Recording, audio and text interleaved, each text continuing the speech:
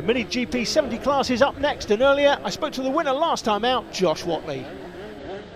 Josh, winner in Mini GP70 last time out at Rower at Tattershall this weekend, but you're spending a lot of time in Spain these days.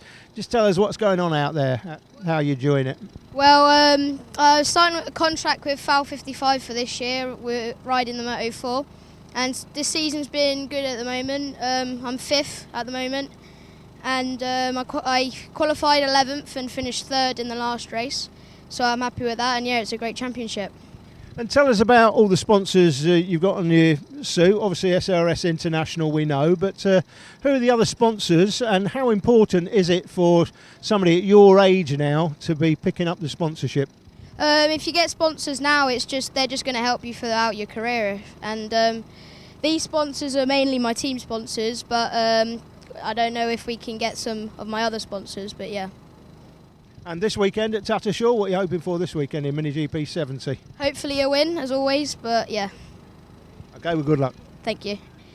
Josh Watley starting Mini GP70 from pole position, but will Jay Abel alongside him on the front row throw a challenge to him? Harvey Claridge and Brodie Crockford on the second row. Watch for the battle between Callum Beech and Jeremy Knight as well. There's going to be a really good run to the first corner. The green flag drops and away we go. Abel is going to try and get one over on Watley. Can't make it happen so far as the field filters his way through. It's Callum Beech trying to hang on there in front of Jeremy Knight, and he's held onto it as they go through the fast left sweeper. And look, Josh Watley is already starting to get away from Jay Abel in second position. Claridge running well in 3rd place. Brockford is 4th, looking to try and get himself onto the podium. Oh, Jay Abel's down! Jay Abel's gone! On the first lap, Jay Abel has thrown it down in the right and the left-hand hairpin.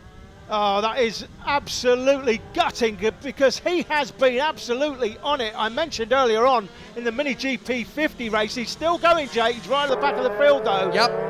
Running down in, 15 or 16 bikes on the grid. I did say earlier that he'd shown a tremendous improvement this weekend, no doubt. In fact, the last few races, I thought he could challenge potentially Josh Watley in this race, but unfortunately he's down now. He's got to show some character, Jake.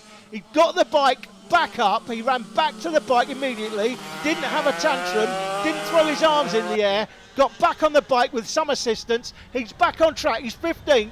Let's see where he goes from there. Yeah, that takes real composure at this level as well. It's very easy when you know you've got a great chance at a victory in front of you, and you know you've got a great bike underneath you, and you go down that early into the lap. It can be so easy to let your temperament get the better of you, but he didn't. He was wise, he was confident. He went, don't worry, I've still got a good bike underneath me. That was my mistake. I'll get it back. He's up to, he's up already a couple of bikes. I think he's up to 10th position already as Jay Abel, just looking out to have a look. Yes, he's P10 already. So he's made up his way past Toomer, past Dufton. It won't be long before he's challenging Luke Coggins and Owen Mellor. Yeah, 12 bikes on track. I apologise, I said 15 and 16, 12 bikes on track in this one.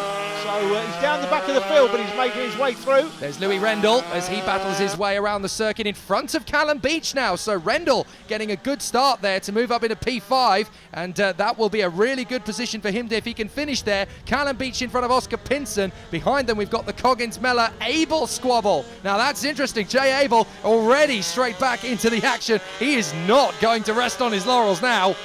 Callum Beech looks like he's struggling. I think he's got some problems with the bike, Jake, frankly, because he is much quicker than he is showing here. He's right under pressure from Oscar Pinson, the privateer there. Let's see if we can look further back and figure out where Jay Abel is. He's going very quickly. There he is. He's just come into view, having moved up into, well, it's 11th position. He's about to move up to 10th as he comes across the line. Josh Watley, look at his pace, 46.395. He is doing a Casey O'Gorman. He's disappearing, not by as much as Casey O'Gorman. Let's point that out. Josh Watley is still getting a bit of pressure from Harvey Claridge and Brodie Crockford. They're still there within a few tenths of his laps every time, but these two are about to intensify their own battle at this rate. They are. Jay Abel, I can tell you, Jake, is the second fastest man on the track. He's about 5 to 6 tenths slower than the race leader, but he is making up time, and he's making up places. That's Harvey Claridge, the man with the orange wheels. Brody Crockford, easy to spot, man in the green suit with the green wheels. Well, Crockford looked a little bit hesitant into the first corner there. I wonder if he's nursing a problem. Look, there is Jay Abel. You could just see him in the background as we watch the battle for 8th position. That is Luke Coggins and Owen Mellor as they scrap away for position behind the 94 of Oscar Pinson. But if you just look back, you'll be able to see the absolutely meteoric resurrection of Jay Abel. He is storming around this racetrack. Goodness knows where he could end up in this form. He's absolutely on it. He'll be looking to get as many points back as he possibly can. He absolutely gutted going down there in second place on the first lap while the tyres were cold. But, like I said, Jake, you test your character, or your character is tested in adversity. When things are going well, it's easy to be all singing, all dancing. But when things go wrong, what do? You have a paddy, throw your dummy out the pram, or do you get back on the bike? That's what you do. Look, you can see him. He is absolutely rapid gaining on these guys. He's going to be on him in 2 laps. I guarantee it. He is going to be pushing on for the next couple of laps to get right on the back of these two. Keep looking behind this pair, because Coggins and Mellor are soon about to be joined. There he is! He's soon about to be joined by Jay Abel. This brilliant tussle for 8th place is about to become a triumvirate. You can physically look at the pace. You can physically see how he's closing on the bikes in front. So great performance here by Jay Abel. I really like to see there goes this. Mellor. There goes Mellor up on the inside. He gets Coggins. So Mellor has finally made the move on Coggins, and that has slowed up Luke. So now Jay Abel is going to be trying to close them down. Look, he is going to get them on this next lap without any shadow of doubt on this current pace. Meanwhile, look at how much ground Crockford's made up. He's right on the back of Harvey Claridge again as they go into the left. Watch him swing out. He'll get great acceleration off the turn. Back down to the right-hander. He's really smooth on the exit here as Abel is now right on the back. Just saw him in the top right of the picture there. He's going to have this pair in the first couple of hairpins, no doubt. This is the battle of the second, though.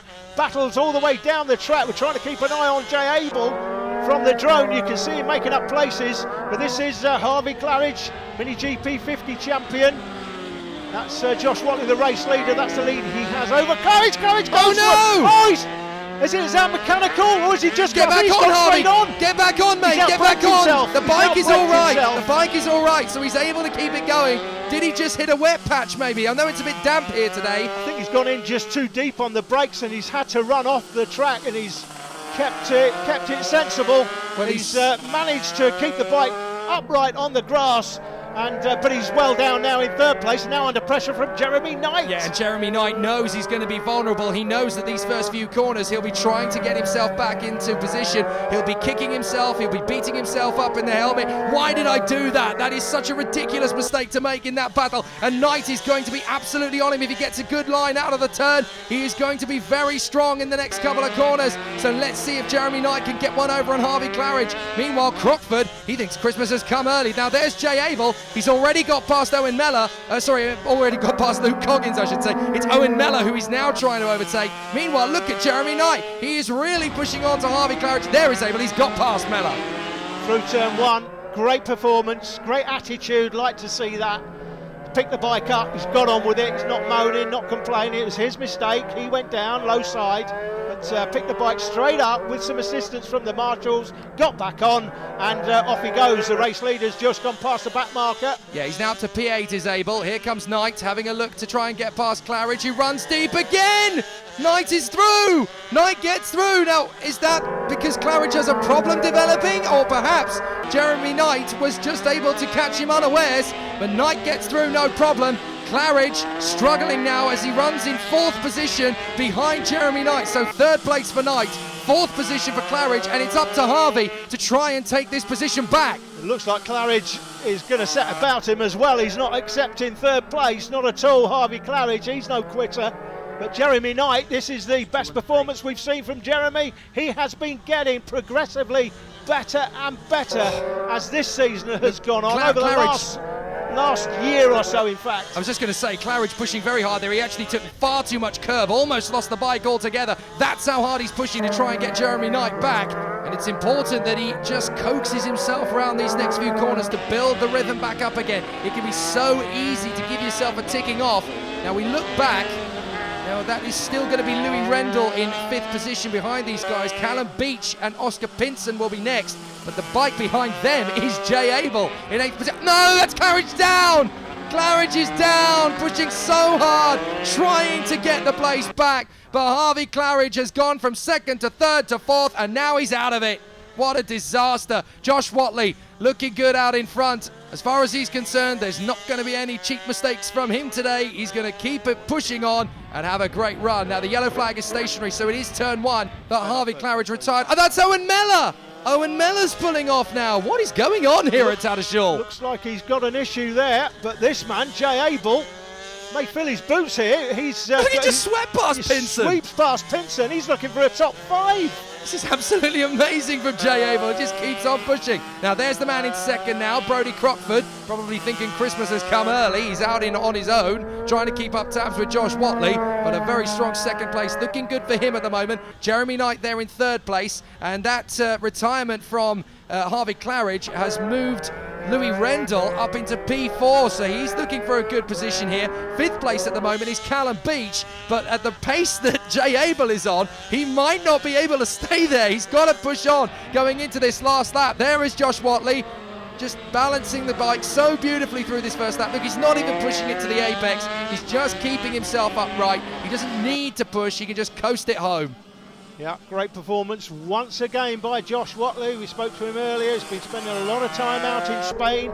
He thinks it's improved his riding no end, and clearly coming back to the British Championship here, he is well out front. Oh, that's and Abel! Here comes Abel up Look the at inside Abel! of Beach. A beautiful move up the inside of Callum Beach, and that's P5. P5, great recovery ride. He's been helped by a couple of riders going down. It's going to be Josh Watley that's going to take this one, but the rider of the day in Mini GP70 at least, in this class, is going to be Jay Abel for not quitting, not giving up, getting back on the bike and rescuing a place. Now Harvey Claridge comes through there, but he's obviously down the field. Goodness me, great battle at the end of the race here, as well as the 446 of Elliot Dufton tries to bring it home in the battle there. Lap down as he crosses the line with Owen Mellor, who brought the bike back into action once again. There he is. There's Jay Abel coming through in 5th place, Jake. So Josh Watley takes the win from Crockford, Knight, Rendell and Jay Abel, the rider of the day in Mini GP70, in my opinion. Great performance by Jay. Josh Watley leads the championship comfortably from Crockford, Claridge, Abel and Knight. We look forward to Red Lodge next time.